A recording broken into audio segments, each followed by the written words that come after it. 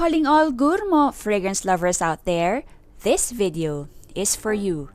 Welcome back to the channel, everyone. Thank you for joining me today. If it's your first time here, hello and welcome. Thank you for dropping by. My name is Jane, and in this channel, we talk about fragrances. If you enjoy fragrance-related content, please consider clicking on the subscribe button below if you haven't already, and click on the bell to turn on notification for any new videos going up.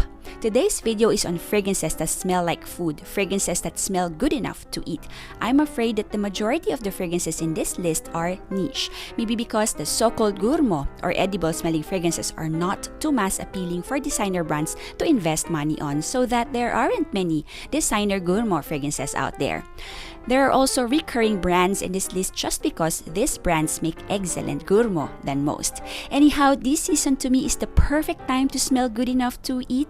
These fragrances are definitely in my rotation tray this month, and I will be rocking them in the days to come.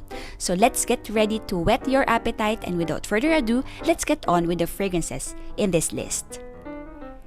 Kicking off with a fragrance from Kilian, my favorite marshmallow perfume at the moment is Kilian Princess.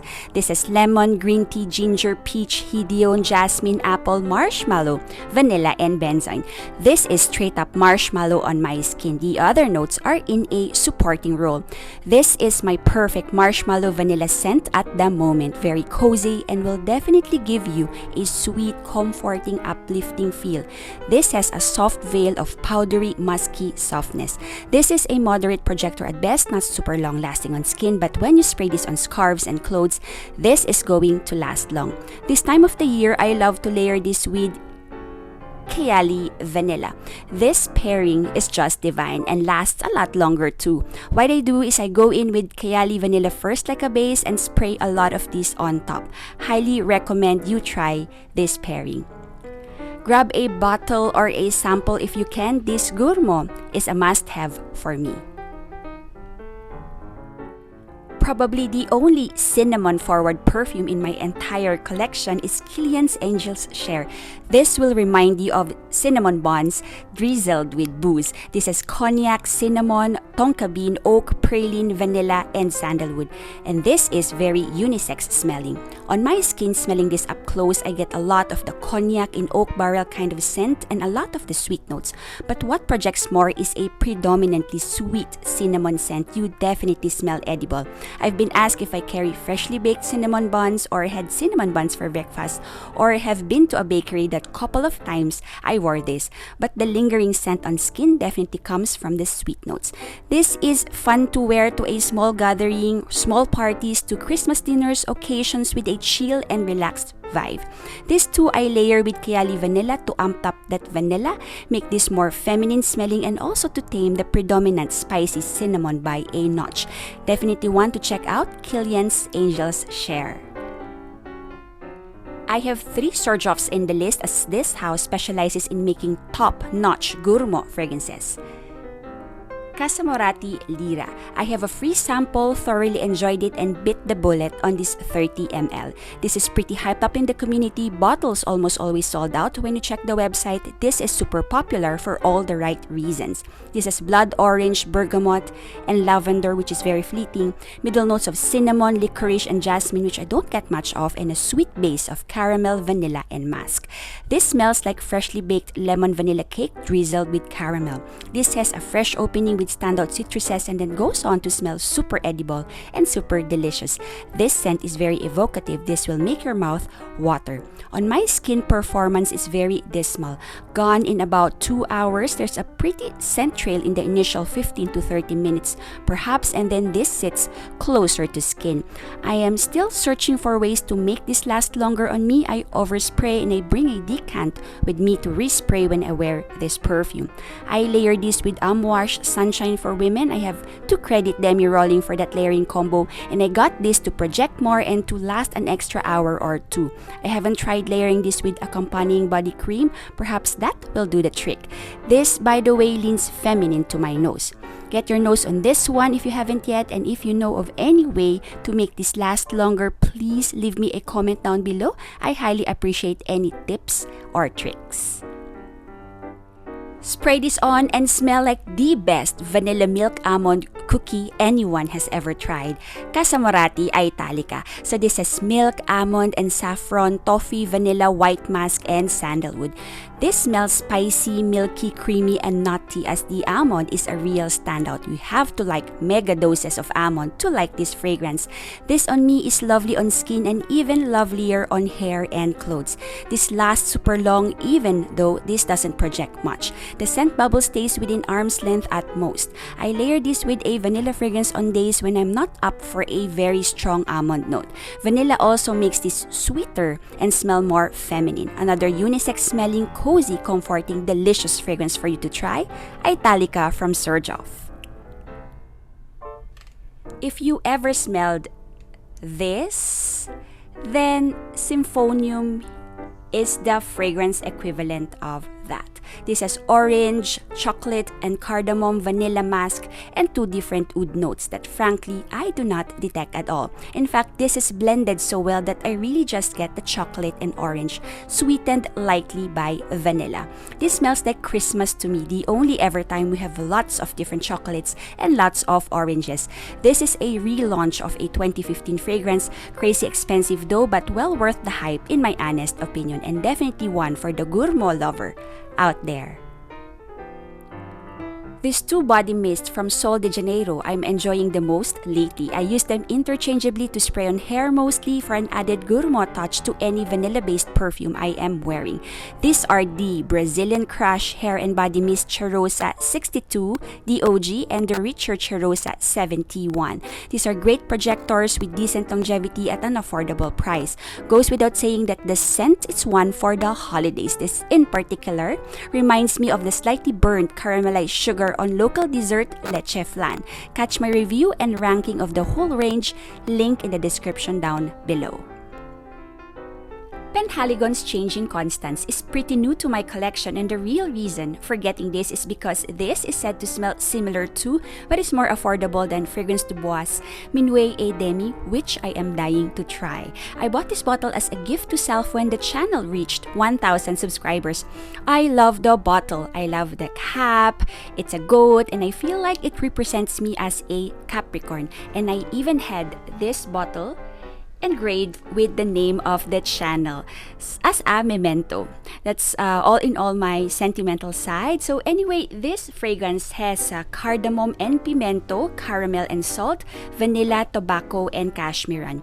This is a lovely composition overall, spicy on top but nothing too much, sweet and salty at the same time. The tobacco is a clean white tobacco, giving this some depth yet soft and a little powdery because of the cashmeran. Approachable, very cozy smelling, inviting, sultry, sexy, and alluring. And to quote the brand, Constance, after all, is a modern woman. Men fall at her feet, children adore her, and she gets special treatment from the staff. My issue is yet again longevity.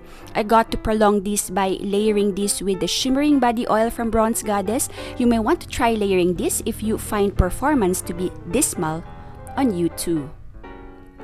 Floraiku's One Umbrella for Two, I have but a travel size. I featured this in my Cherry and Berries perfume video, and I'm saying it again, smelling this transports me to a bakery sniffing freshly baked blueberry muffins. You can even smell the slightly toasted crust and all.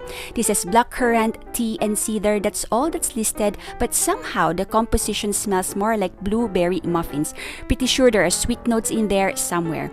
Overall, the imagery you get smelling this is like sipping a warm cup of tea while enjoying freshly baked blueberry muffins. Much like all the fragrances in this list, One Umbrella for Two is perfect for the holiday season when smelling edible like food won't smell out of place. This is definitely a must-try for any gourmand lover out there. Prada Candy Night.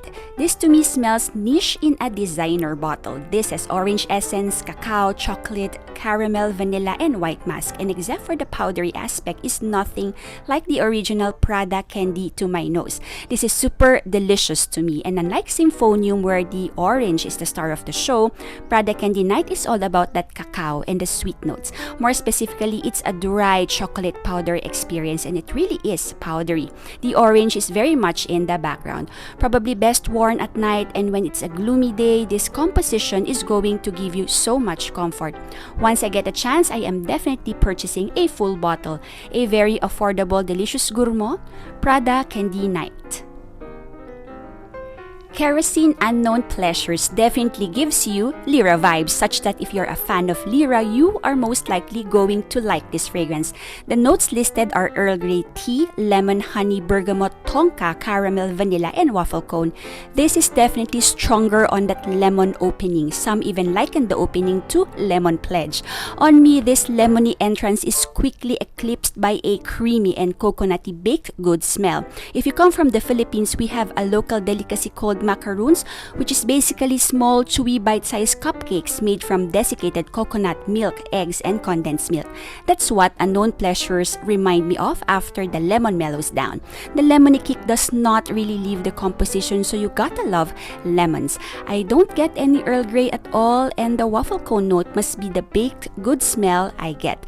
This has a richer, deeper base than Lira, as there's definitely tonka in the base accompanied by the sweet notes. Some find this an elevated version of Lira, some prefer Lira more. I am going to give this a few full wears and report back to you my thoughts. This 3 ml decant is pretty new to me, but I am definitely going to put Unknown Pleasures to good use this holiday season. I know I said 10, but I couldn't resist mentioning 2 more. Signorina Eau de Parfum, to me, is a criminally underrated designer gourmand. This is a floral gourmand that dries down musky clean with notes of red currant and pink pepper, rose, peony, jasmine, panna cotta, musk, and patchouli. This is unmistakably feminine and will do well for women of all ages. On me, the panna cotta note is a real standout. I pick up that creamy, silky, sweetly soft, slightly vanilla-y note almost immediately. It's deliciously captivating. The floral undertones serves to prevent this from being all-out gourmand, and to some maybe the more prominent notes. To me, the other notes are pretty much in the background. This is probably the most perfume smelling out of all the items in this list, but elegantly and deliciously gourmand to me just the same. This is going to garner you compliments. This isn't a loud perfume and can be worn every day as you wish. This has a soft to moderate projection. Longevity is around 4 to 5 hours, but very pleasant to the nose and quite addictive as the other ones in the list. If you haven't yet, do check this one out. Salvatore Ferragamo Signorina the Eau de Parfum.